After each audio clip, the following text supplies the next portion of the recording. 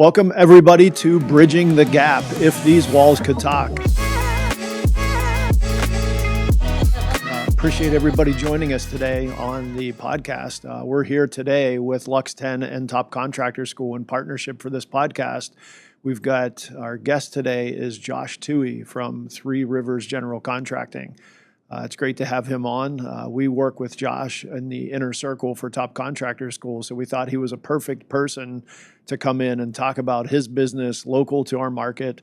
Does amazing work for the consumers that are in the marketplace. Zita, welcome. Hi, thank you. Good to have you here. Yeah, good to you. have you as our co-host. So Thanks. looking forward to a good show here. We're going to have Josh tell us a little bit about his business, tell us about his story, and we'll see where we go from there. This could be interesting. So Josh, welcome. Thanks for having me, Jim. Yep, appreciate you joining us today. So I think first and foremost, as we start the show, I would say if you could give us a good overview of what your company does, and then from there, I'm interested to dig in more to the story of how you started and kind of the beginnings, and then where you're at today. So tell us just an overview, and then we'll kind of work from there. Yeah. So in short, we are a residential and commercial remodeler and builder, right? We've done custom residential remodels for kitchens, basements, bathrooms, additions, as well as some commercial full remodels. We just finished a Rita's Italian Ice full gut remodel, interior and exterior, moving on to some other commercial projects as well. So we got our start, actually, we were doing some maintenance work for some local property management companies back in 2020. So whenever everything was getting shut down during COVID, we were starting our business, and we started off doing maintenance work in some residential properties, and then we got into remodeling and building from there. Awesome. So take me through your why story. So I'm interested to hear why you started the business. What drove you to do that? What were you doing before that? Maybe give us some background. Yeah, so my background is in fast-paced business building environments, as well as project management and construction-based businesses. I had worked for a hedge fund prior to starting my business, and we rehabbed tens of thousands of properties nationwide. They were all non-performing loans, and so we would go in and we would be the construction management team that would go in and rehab these properties and either get them ready for rent or for resale.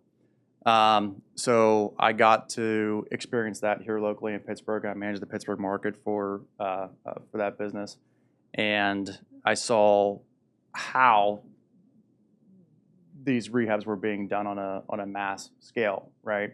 However, it was the same thing in and out, same spec, same finished level materials, same paint, and so it got kind of boring. Even though we got very good at it, it was still boring. It wasn't anything custom. It wasn't anything nice. You weren't servicing any clients. It was just go into this vacant property and rehab it. And so with that knowledge, I took that to start my business, 3Rivers General Contracting, but bring a more custom experience to residential clients at first. And so that's how we got our start. And, that is the enjoyment out of it, is really creating spaces that people can enjoy for years to come. So if I think about the work that you do now, so it's a homeowner, somebody that's already bought a house, moved into a house, they've been there for a while. Like, run me through, like, what's a typical scenario for you? Like, what's the sweet spot? I mean, is there a time frame where somebody's been in a house where they would typically consider a remodel that you're doing, and then maybe bigger picture, what's that engagement look like? How do people find you? What's the normal process look like for them to get engaged to do business with you?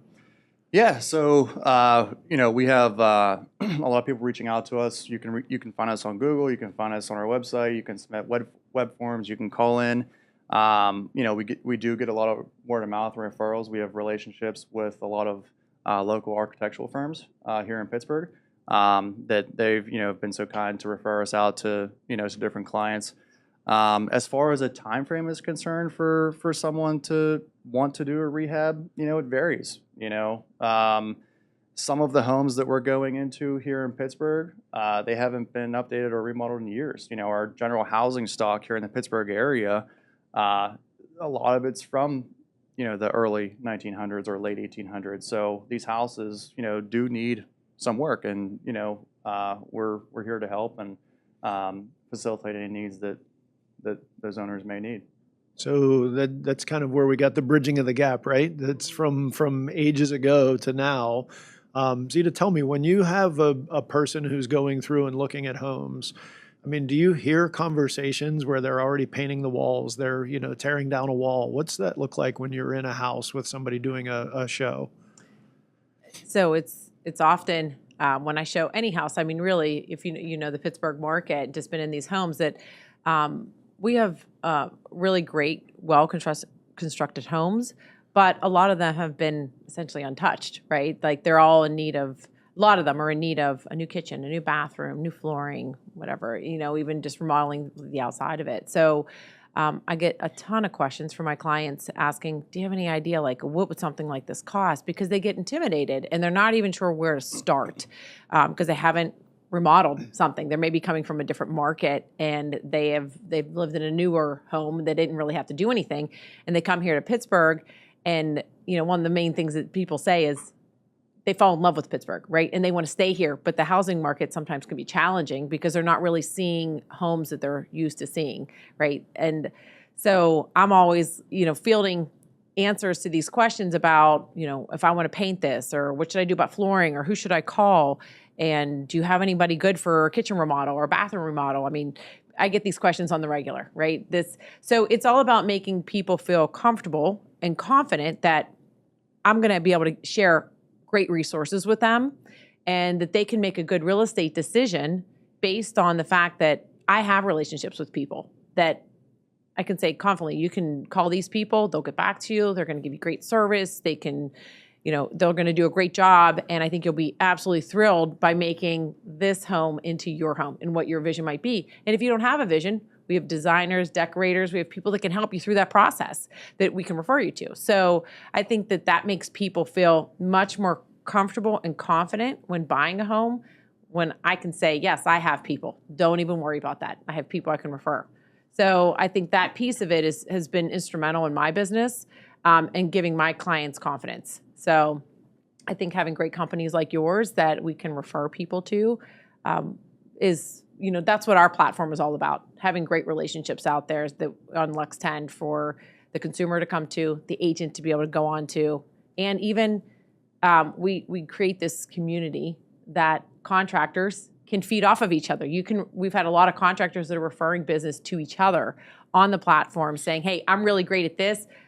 And the customer is saying, hey, but maybe we want to put a poll in. Do you know anybody? And you're saying, oh, yes, we do. We have somebody for that too. There's somebody on the platform. We have multiple people on the platform. They can come on and check it out. So I think that everything that all three of us do right here, it's all about the end user. It's about the customer and giving that great experience to the customer and wanting them to refer your business to somebody else, wanting them to refer their neighbors to come to Lux 10 to find the service provider, and the contractors to come to Top Contracting School to learn how they can grow and scale their business and be better. So all of us, I think all of us works really well together.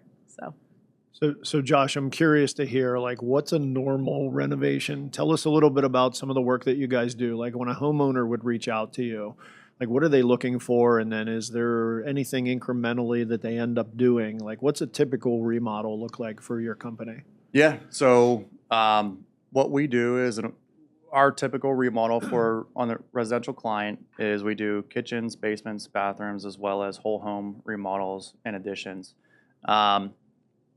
And so whenever a homeowner first reaches out to us, we have a conversation about scope, timeline, and budget, and to see how those all can align. And first of all, if it makes sense and if it's a good fit for everyone involved, right? And if we decide to move forward from there, we then go out to the job site. We talk through what is there, what we see, what the client wants, and we approach it more as an educational meeting too, and we try to educate the client on what is actually there, what is needed, and how that all can align from a timeline and budget perspective too, right?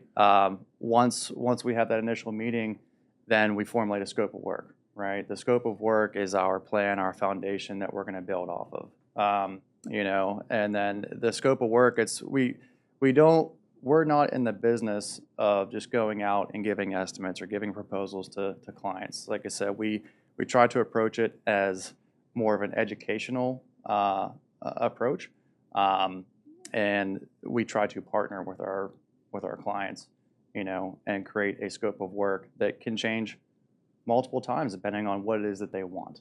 So interesting that you say that. So, we watch these home remodel shows on TV, and there's always something that comes up, or there's always, hey, I want to do this, or, I thought about this, I want to add this in, or, hey, can we open up that wall? Like, there's all kind of crazy stuff that happens on these, remodel shows that you watch, and they're condensed into, an entire build that might take a month and a half for them to do. You see it in, 24 minutes, right? So, what's the craziest thing that you've had come up that wasn't in the scope of work? Or what's the biggest add-on that somebody has decided once they were in the process, like, hey, I want to do, X, Y, Z. What's the craziness that you run into? So crazy and biggest all in one? Or separate. Yeah, it can be two pieces. It doesn't have to be the same, but. Okay. Well, we did have a client that started off as a kitchen remodel, and from there they saw the process, how we approached it, how we educated them on just a specific space remodel. But what that turned into was, and this was a significant kitchen remodel to start, but what that turned into was a whole floor remodel. Okay. That was about 3x the original scope and cost of the original project, and obviously extended timeline with that, so from a scope increase perspective, that was pretty large, because once they saw the process of a single space project, they decided to make the decision that, hey, we're just going to do the whole floor of our entire home while we're at it. So that's exciting. Yeah, that was exciting. You were like, I love this. So you can just keep going. And well, that's a testament to the work that you guys obviously were doing, because then the customer is saying, I love what I'm seeing. And obviously the job that you're doing and the professionalism that came with it, they were like, you can keep staying here, right? You can stay in our home a little longer. So yeah, and that's awesome. And I took a step back and I said, look, you do realize from a timeline, budget, and scope perspective, this is going to change significantly. Yeah. And we were all in agreement. We adjusted the scope and, move forward with the project from there. If I can ask you, can you give like an idea of, like, say, a customer is reaching out and they want to get a new kitchen. Mm-hmm. What do you typically estimate a timeline to be for a kitchen? Because sometimes people get intimidated, like, I don't want to live through that. And you hear, unfortunately, you hear challenging stories that occur for people, like, oh, this took forever, and we were, living out of our basement with a microwave and whatever. Yeah. So can you share, like, what that would look like for a typical scenario? And I realize every budget's different and scope is different, but just someone's putting in a kitchen, they're not blowing out walls, and they just want to put in a new kitchen. Like, any idea of what that looks like? Yeah. So how we schedule all of our projects is it's a budget. It's based on the budget, right? And we compare, or we relate that budget to the days on the calendar. So if you have a $10,000 project, that is 10 days on the calendar, and that's how we schedule our projects. Oh, that's cool. Okay. So 20,000 were there for 20 20 days. Correct. Okay. Amazing. So is that typical? Like, would you say if someone says, I'm going to come and do a kitchen, like, would you say that, like, you could be in and out in someone's house in a month? Like, to put a kitchen in with I would say, an average kitchen remodel? I would say that is certainly doable. However, the scope, Of course. dictates. I mean, that's encouraging. I'm just saying, because a lot of times people will say it's 3 months turned into 8 months or whatever. I hear a lot of that, and people get intimidated by that. So to know that you guys, you're looking at it days. So if depending on what the budget is. So, if you're looking at a $50,000 kitchen, is that 5 weeks, right? Is it 50 days? Is that really what you're looking at, saying this is going to maybe be a month and a half? Yes. to put in a kitchen like that. So that would be a lot more less intimidating for someone to say, I'm going to go ahead and buy this house, right? Because you have a timeline, because you obviously sound like you have a really nice team. So can you tell us a little bit about like the team you have, or how many people you have, and how you can achieve that timeline with your business? Because I think that's really impressive. Yeah. So on the timeline, we approach it from an objective perspective that's math based, right? And so, like I said, $10,000 project, is 10 days on the calendar, right? And it gives something for us and the client to understand, and from our perspective too, we would much rather overpromise. I'm sorry, underpromise and over deliver. Sure. Right. And that's how we want to approach it, and that's how we do. As far as our team is concerned, we have a mix of in-house and subcontracted labor. So we have in-house lead carpenters, we have in-house carpenters, in-house laborers. We also have a team of project managers that are on our job sites, making sure that the in-house and subcontracted teams are doing what they need to be doing day in and day out.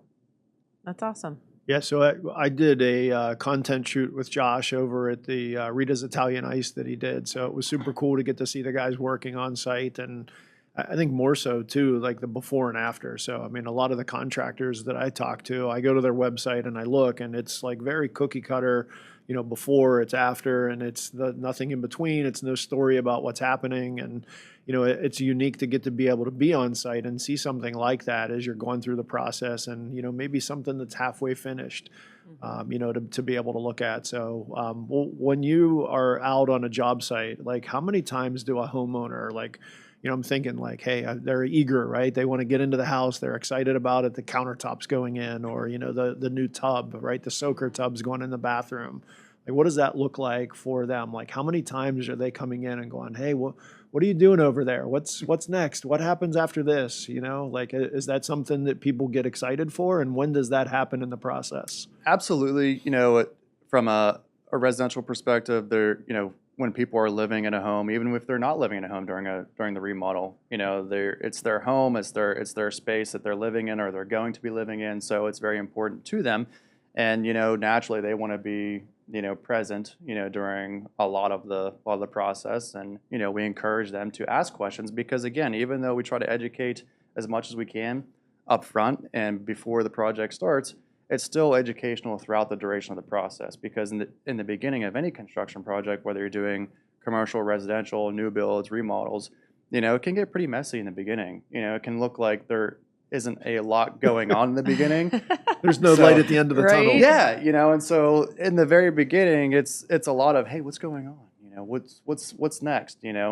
Because there can be a lot of, like I said, messiness, demo. Yeah. Well, it's probably the unknown too, right? So, I mean, you probably deal with a lot of people who haven't done a remodel in the past. Right. Like, this is their first experience. So I think from a customer, for them, like, how do they understand what that timeline looks like? And I'm sure you guys are mapping that out in the scope of work that you talked about, but I'm sure there's some apprehension as they're going through the process. Like, hey, I'm a week in, like, it's not going to turn out to be what it is. Like, how is this going to be done in 5 more days? Yeah. Yeah. Right. Yeah. Right? No, and magic happens. How we do it too is with our scopes, everything is in order of operations, right? Okay. And so from the start to finish, the first line item on our scope is, either drawings or plans or permitting, and then the last line item is a final clean, making sure that everything's Swiffered and, all the surfaces are wiped off, right? And everything in between you can imagine, right? Yep. But everything is in order of operations. So essentially, our teams, our clients, our managers, everyone can follow the scope work and say, okay, well, we are at this point, and so we're about a third of the way or halfway or 3/4 of the way through the scope, and naturally, once you get through all the messy part that doesn't look like there's a whole lot going on, framing, mechanicals, insulation, all the not so pretty stuff, those are big chunks that are time consuming with inspections and just with overall, construction. And so it's very important to over communicate with the client during that process to keep them abreast of what's going on. Yeah. So here's my next question for you. I'm excited to have you tell the audience here. So from where you're at now, you guys have been doing business. You're very good at what you do. What does your vision look like, and how does the business evolve? What other aspects will you change in the business or add to the business? And then what does that look like over the course of the next 3 to 5 years for your business? Yeah. So, as we've talked about, we're doing residential remodels. We've done some commercial, remodel projects as well. We are getting into some larger builds. As an example, we're doing a couple additions right now, one in Shady Side, one in Squirrel Hill. So those are larger projects for us right now. Our vision is to get into more of a custom build space in residential, and still doing, custom residential remodels as well, and also get into commercial remodels. That's awesome. So for you, let us understand, like, what's the market that you serve in this area? Like, how far do you guys travel? What's the radius look like? And then from there, like, how would somebody from what we consider across the world, right, through the tunnels, how would somebody in the South Hills work with you guys, being that you're, local here in the North Hills market? What's that look like for your company? Yeah, so our business is based on the South Side. So we're centrally located in the Pittsburgh market. And so we have access to, various neighborhoods in and around the city of Pittsburgh. And we travel 40 minutes from Center City, Pittsburgh, to anywhere northeast, southwest around the city. As far as someone working with us, so our teams that we have, for our in-house teams as well as our external teams, we have teams located all around the city.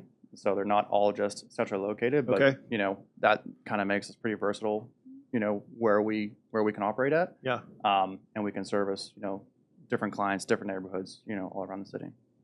Do you have like a kind of a passion, if you will, like as far as like a home particular style, or like, so older homes, historic homes, Victorian homes, or, you mentioned like new builds and things like that. So, I mean, obviously you're not saying, hey, I'll service anyone that's looking to get any of these projects done, but do you kind of have a passion for a particular type of home? Because not everybody does all of those different varieties. So just curious. Yeah. We do enjoy working on, we'll say, older homes, built either late 1800s or early 1900s, because the how they were constructed at that time, there was a lot of thought, a lot of effort put into them, and so we get to go into these homes and essentially revitalize them, or the spaces that we're renovating, right? Even though it's much more challenging, I'm challenging, with the types of projects that we're getting into, it is much more rewarding, at the same time. So yeah, that's interesting because, I would think a lot of contractors say, oh, this is, these homes, like nothing's straight and everything's, it definitely is more challenging. So kudos to you for that's something that you actually enjoy doing. And because I don't think there's as many contractors that would maybe choose that if they would say that would be my passion, right? Like, I think starting from scratch or just, a house built 2000 or newer, right? It's probably a lot easier to go in and do the construction. So that's really cool that you guys do that. So here's my last question as we wrap things up for you. So you're working on an older home like that from, let's call it 1875 or 1910, or, something that is historic, a little bit older. Like, what Easter eggs do you find in the demolition process? Has there been anything that you're gutting a kitchen and, what's buried in the walls? Like, what have you found that jumps out at you as like super unique? Hopefully nothing living, right? Yeah, no, we haven't found anything living yet, but a lot of times, or a few times, you find older newspapers. From whatever time period that those walls were opened up, right? Oh, cool. Are you saving those and framing them? They should go right in the house. No, we haven't done that yet, but we should. That's a good idea. Yeah. Because we found newspapers from the 40s, from the 50s. That's awesome. Yeah. So just taking a few minutes to look at them, as long as they're legible, and see what's there. That's always cool. I think, at least. Yeah. So my grandmother saved headline news for like some of the biggest, World War II stuff. And so that was one of the things that I got when she passed away was I have this big stack of newspapers, JFK assassination and like all of the cool headlines that you think of. I have the newspapers from her that she handed down to me. So I can only imagine like finding something like that in a home. Like it'd be super cool to frame part of that, put a mat around it or something, put it up on the wall for them when they move back in after the remodel. I think would be really unique and different. That'd be a great customer experience piece. Yeah, that'd be really cool. Yep. Yeah. And if not, Jim might take it for his collection. Right? Right? Yeah. Add it to my list. That's So it. Yeah. I'm not as good as her. I mean, I'm trying to keep up with historical stuff and adding it because eventually my kids will get it. But, how do you preserve newspapers? You got to bury them in a wall, it sounds like. So, Yeah, right. That's awesome. All right, guys. Well, hey, appreciate everybody joining us today. This has been another great show, episode 2 here with Josh Tohey from 3Rivers General Contracting, my co-host Zita. Thanks for joining us. Please like and share. We look forward to seeing you guys on the next episode.